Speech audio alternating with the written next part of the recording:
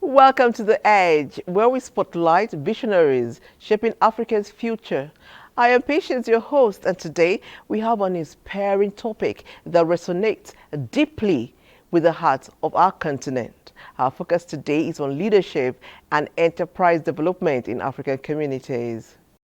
As Africa continues to rise, the importance of strong leadership and entrepreneurial spirit cannot be overstated.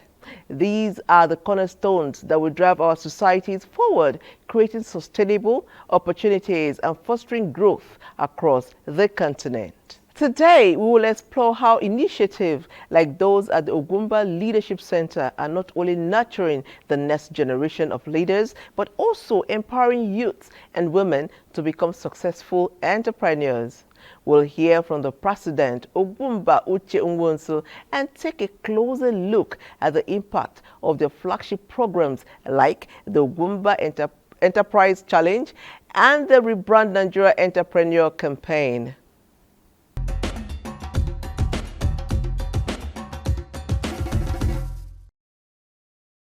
I grew up from a poor family.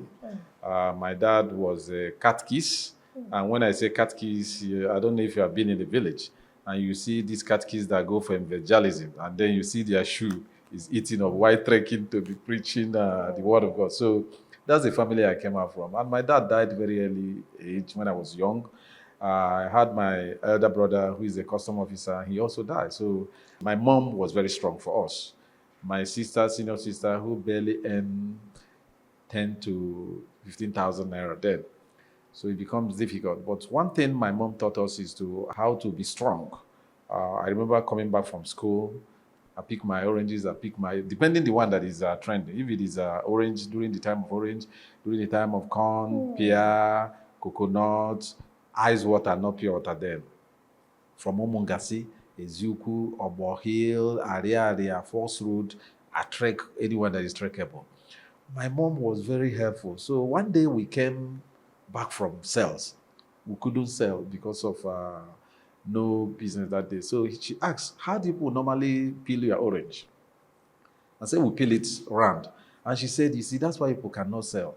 So the best thing you can do is to do it this way, which we call our cows. And then she taught us how to do that fast. And then once you want to open the orange for somebody, open it from top. And then not cutting it this way, open it. So we learned how to do that. And people started buying the orange. We came and then we sold. Then during the time of corn, he said, how do you open corn? Boiled corn for somebody. We said, we say, no, you raise it up like this, then remove it and allow the smoke to go around so the person will smell it. And it's funny, very amazing. So with that, I understand that every product you sell is packaging. It doesn't matter you sell corn, the other person sell corn, but if you package your own very well, you sell. I remember I got admission and I cried all the night because my mom told me that there is no money because you had to call my uncle in Onitsha that we needed money. My uncle said, no, I should come and learn trading, apprenticeship, so that after then I can go to school. So I cried all the night. So in the morning, I wake up, I didn't see my mom. So I was asking my sister, where is Kedo Mama? Where is Mama? She said, Mama went to the village. After a day, she came back and said, I brought money. I said, Mama, what happened? Do you know that this woman went and got people to hire her to cultivate and do their farm, and then sold some of the necklaces. My brother, who was a customer officer that I gave her, that was how I got myself to school. But I told myself I was not going to wait for them to pay the school fees all up to 50th year of my university. So at the second year, I started working hard.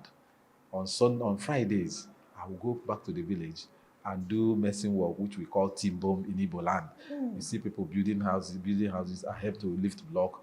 On Sunday evening, I'm back to school, dressed very neat.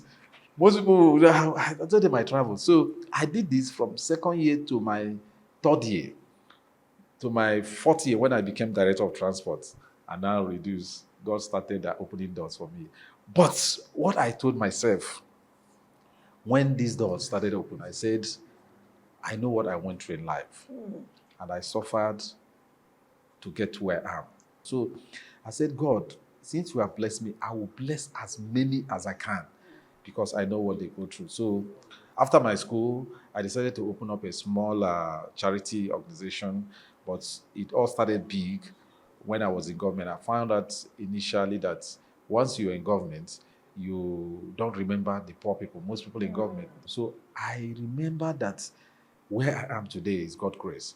And for me to succeed and for God to also increase me more is for me to remember the vulnerable and the poor people. As a commissioner for land, my door was open. In fact, I prefer to deal with the cleaner. I remember one certain time I came to office. There is this particular cleaner in my office as commissioner for land.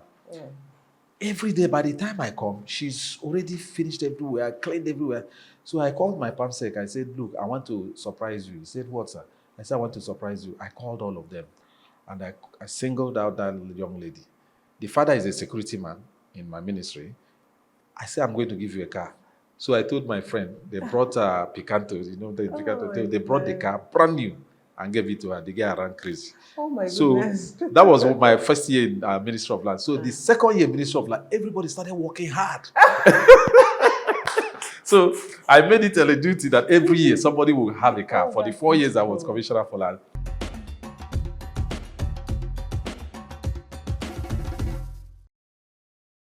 Let's take a break from the interview with Ogumba Uche Nwonsu and take a moment to understand the essence of Ogumba Leadership Center.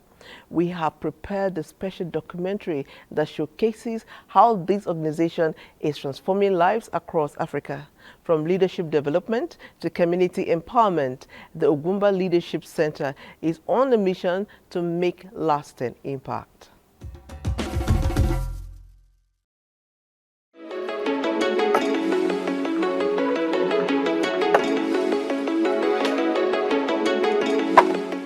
My name is Mrs. Charity Gideon. I'm Baggy by tribe. I received Ogumba from women and they help me a lot. I buy firewood with the help that they help me.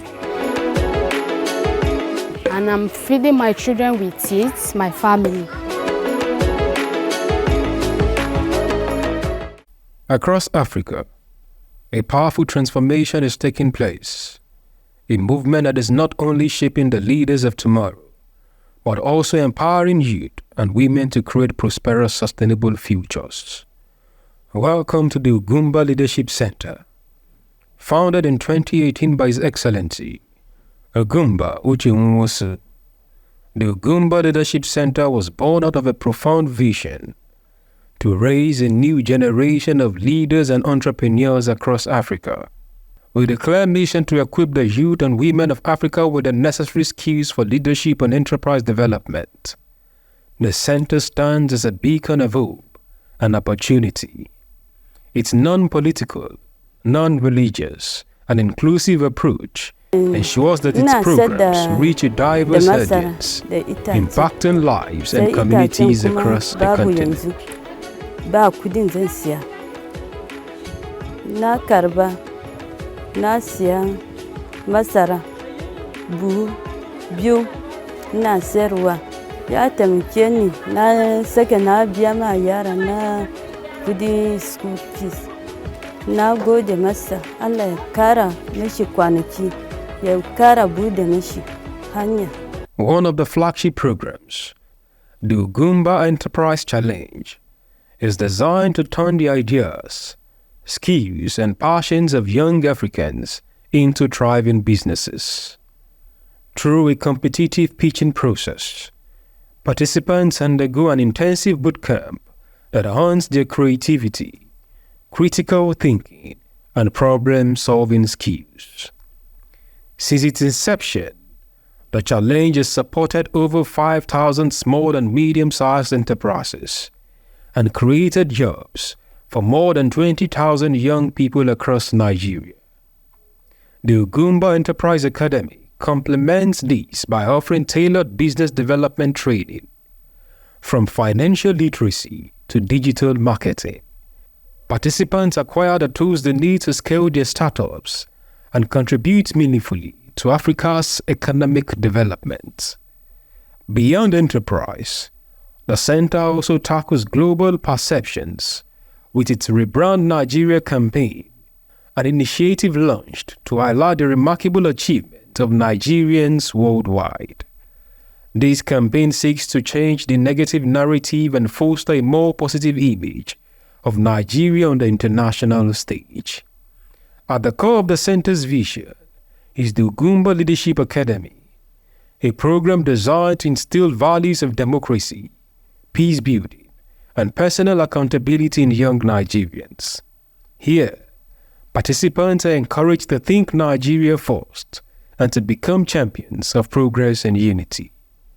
Through its various programs and initiatives, the Ugumba Leadership Center is not just shaping the leaders of tomorrow, it is building the foundations for a brighter, more prosperous Africa. An Africa led by visionary youth and women, committed to creating a future of peace, innovation, and shared success. What an insightful documentary. It truly highlighted the transformative impact that leadership and enterprise development can have on African communities. Now, to get more in-depth understanding, let's return to our conversation with Ogumba Uche Onwonsu, the visionary founder of the Ugumba Leadership Center.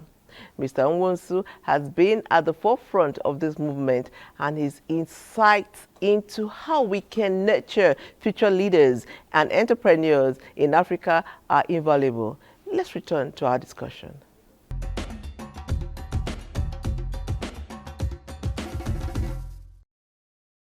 I found out that the major problem of our youth these days is no mentorship, no role model, no support.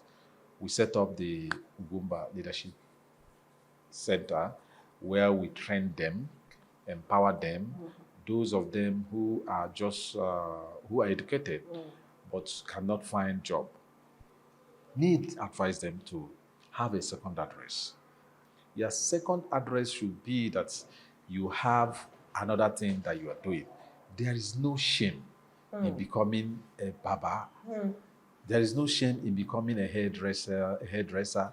There is no shame in having a small shop and selling recharge card. I did it. But you know, when it comes to entrepreneurship, the terrain in Africa is not very friendly. And a whole lot of people have to grapple with so much to succeed as an entrepreneur. You do business. How are you managing? What are the challenges you are facing as a businessman day to day in this country, and how are you surmounting them? Yes, one problem we have, there was something I read in one book one certain time, and I found out that they said that the much revenue of most country comes from these small enterprises. Yes.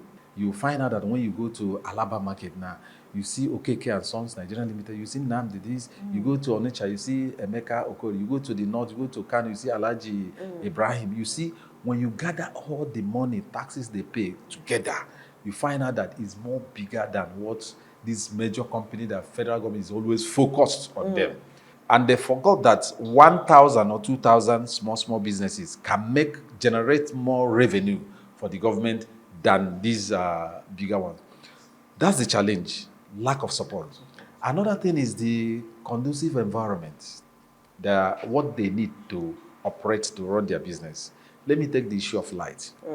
In my hotel in Owerri, we spend 200,000 every day on light. Calculate it in a month. That's like 6-point-something million.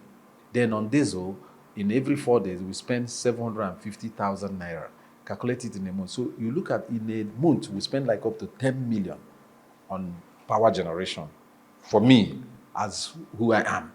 Then you look at the younger ones, like somebody with a small barbing salon in a rural area, and we'll be spending like 300,000 on light, and makes how much when you buy 500, 300? So one is the issue of support from government.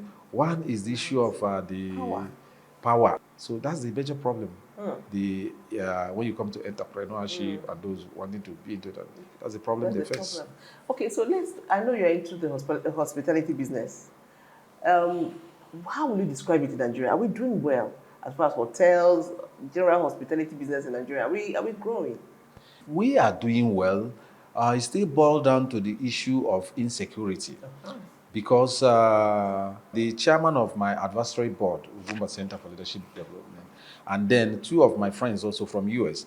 I remember during the end part of President Buhari's tenure, I remember inviting them for our enterprise challenge. And the first thing Rajan told me is that they read on newspaper that there is so much insecurity in Nigeria, and he doesn't know. They're advising him not to come.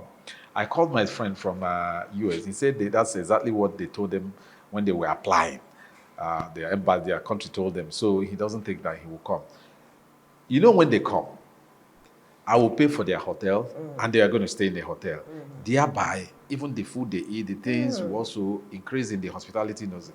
You see the problem that the insecurity has brought. Yes. Nigeria is a very sweet place. Nice people. In fact, Nigerians like to harbor well their visitors than their own brothers and sisters. Sure. Energy, again, is the greatest problem in the hospitality industry. And tax. Oh, yeah. Tax also. Some places, you see, municipal will come with their tax, state will come with their tax, federal government will come with their tax. Multiple tax.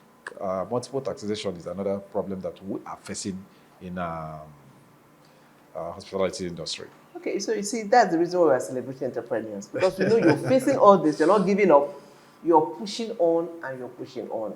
Now, for you, where do you see your businesses in the next 10 years, given the terrain as it is now? In our businesses, like the hospitality, the farm, the school, I'm looking at, in the nearest future, apart from the revenue, I'm looking at taking more young Nigerians, alleviating poverty and unemployment. Because as the business grows, you also need more person. If the business is growing, you have an accountant who now the job is big, you need an assistant accountant, you have one driver, the business grows, you need another second driver. So as it grows, you're also taking in more people and also helping to reduce unemployment in the society. So when you say you have a farm, I'm intrigued. I'm like, okay, there's nothing about it that looks like, what attracted you to farming and what kind of farming do you do? I have a fish farm and a poultry. Wow. What attracted me, what led me into farming was my friend. I went to his farm one day. He's a big guy, so I saw him. He will go to the farm, stay in the farm, wear his this thing, and be moving around. So I asked myself, with all his money, and he will still come back to the farm, and himself will be feeding the chickens, and then the fish and all. I said, so why should I be doing as if I have everything? The food comes from the farm, and at the end of the day, he makes money from the farm. I decided on my own that I was going into farming. So I started with the poultry and fish farm. At the time, before these problems of things started going up, our farm were making like 340 crates of eggs daily. And then we have like up to 200-something thousand fish. And then the broilers, we have like up to 10 to 15,000 broilers. But I want to tell you that the young ones in Nigeria, nobody wants to go into farm. And we politicians also, we are not helping matters because we made them believe that you can wake up one day and become a councillor. You don't have 100,000 and you now have 2 million. You can wake up one day and become a minister or a governor. You don't have up to 100 million. You now have 2 billion. So they are challenging their effort towards politics, which is not good for the country. Yes, I agree that young people should participate in politics, but it's a second address. Once you make politics your first address, after becoming a commissioner, after becoming a chairman of a local government, a governor, what next? Are you going back to your profession as a lawyer? Are you going back to your profession as a farmer? Are you going back to your profession as a doctor? President Buhari has gone back to farm. Abdul Salam has gone back to farm. Obasanjo has gone back to farm and his library. What about the generation now that we have? What would they fall back?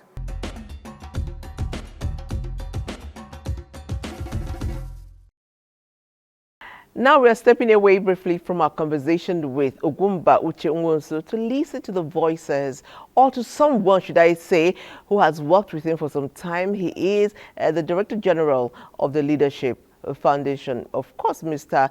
Uche Nwosu's leadership has had impact on their lives and their careers. Let's hear what he has to say. Afterwards, we'll return to our conversation with Ogumba Uche Ngonto. He's someone that gives and gives and gives without getting tired. This is someone that has been described as a beacon of hope, for youths in Nigeria and elsewhere in Africa. This is a man that every day he keeps bringing people that we will give scholarship. He keeps bringing people. The other one, he met someone selling ice water last time. I think along Maitama, he stopped him right there and took his details and asked the boy to call me. The next day, I saw someone in the office, and he told me, we have to give this guy a scholarship. Imagine him wearing tie and selling pure water. He has to go to school. That's how we started. We paid for his tutorial to do JAMB. We wrote JAMB, and today he's almost graduating from the university. The same happened in Imo State. One young boy that built aircraft, he saw him and adopted the boy. This one, he said, we must send him to America or UK to go and do aeronautic engineering. So he's someone that he cannot see anyone suffering and close his eyes. So your foundation is raising entrepreneurs. How far with that?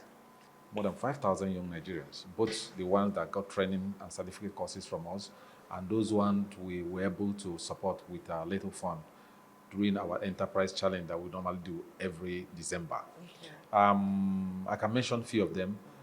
First, let me start with one that is called Postmont. Postmont was still a young youth and a student when we met him in Owerri. He came second during our first enterprise challenge. And we got to just merely 250,000. And he decided to start a small paint industry. Oh. Today, Postmont has a big paint making factory. He has one of the big farm in Owerri. He's a big boy. We have Bilikisu. Bilikisu, she's read architecture in school. She came out, many years, no job. Biliki decided to use scraps like condemned tires and condemned water sachet to do some designs and then put it in a room. And she never had money for that. During one of our enterprise challenge, Bilikisu came first and won 1.something million. And today, Biliki exports her materials, her finished product to US and other countries. There is another lady from Akwa Ibom, Kaidi. Kaidi is a medical doctor, but she couldn't get a job. So during one of our enterprise challenges, she was able to prove herself that she can produce a diffuser with a little mega money. And she won her own money too. Today, Kendi exports her perfumes and her diffuser to Ghana, neighboring countries. We also have another young boy that is into clutches and what do you call it? The medical doctor. No, when somebody's limp is broken, and then okay. He started that and never had money to continue. He won one of our distance and he's producing now. We also have another young boy who was able to create changeover instrument, changeover power. Then when NEPA comes and there is no light, it's automatic changeover. He did it and was able to showcase himself that he can do this. He won one of our prize and got money and started doing well. And before you know, the Ministry of Power saw his talent and took him. So he's now working with them. Oh my God. And he can now produce changeover in a bigger design. And so many of them also who have gotten certificate courses. Our partner in 2021 was able to help us with 151 young Nigerians. And he paid $210,000 for them to get certificate courses, master certificate courses in some of their fields. You know what it means for somebody to spend such kind of money to have young Nigerians to be trained and have master's courses in a university in the US. So there are many of them. And then we have the women also. Okay. These women are women who are poor in the society, considering what I went through and what my mother went through. So I told my DG that there is need for us to support these women you see on the street selling granules, trekking, and there is need for we to ask them, Madam, where do you live? You live in Nyanya, and you have to trek from Nyanya to Federal Secretariat just to sell a granule that is not up to 20,000. Say, Madam or Mama, why can't we get an umbrella for you or a table for you to stay somewhere and start that in a bigger way, fill it somewhere and start it. And we tried it, it worked. So we've been able also to help thousands of them, providing umbrella, providing table, providing places where they can sit instead of trekking to sell those things. I think I want to thank God that we have been able to have impacted in the lives of poor Nigerians. Okay. So you were speaking and I'm thinking he's doing this and doing that and doing this. Where do you relax? How do you, on a normal day and you want to unwind, how do you unwind? Is it music you like? Do you play any sports? What do you do? I still want to know. I love music. I love traveling. Oh, good. And I love watching movie at my convenient time. But more especially, I love traveling. I love music.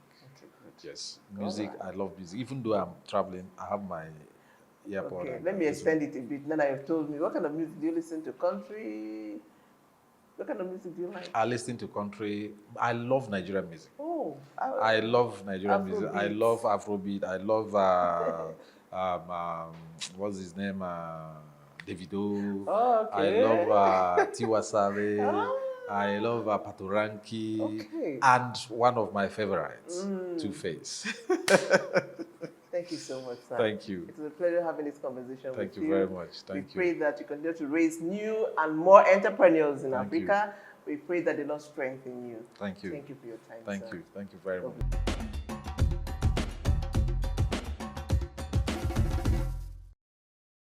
The insights shared by Mr. Uche Nwosu, along with the heartfelt stories, especially from his Director General, reminds us of the incredible impact that visionary leadership can have on individuals and communities alike. Thank you for joining us on The Edge today. We hope you found the inspiration in our stories that we have shared and that the courage for you to pursue your own path of leadership and innovation. Until next time, keep pushing the boundary of what is possible. I am Patience, and it's been The Edge. Stay tuned for more stories of innovation and transformation and leadership.